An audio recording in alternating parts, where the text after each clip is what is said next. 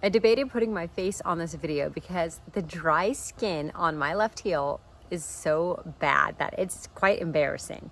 However, I found this and it's been probably the only product that's actually worked, and I've seen dramatic results from it. So I'm going to show you the before. Warning, it's gross. Also, this is only on my left foot, not at all on my right foot. My right foot is like totally perfect. So super cracked dry skin. I've actually never seen it this bad, but this summer it got really, really bad.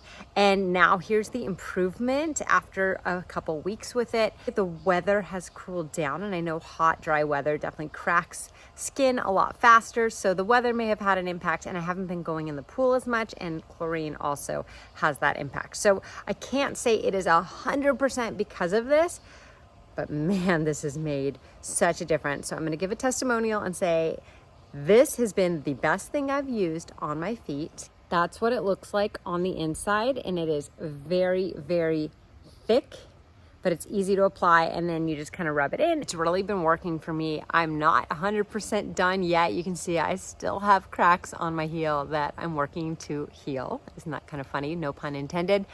But this is making a huge difference. So thank you, O'Keeffe's Healthy Feet. You're helping me a lot.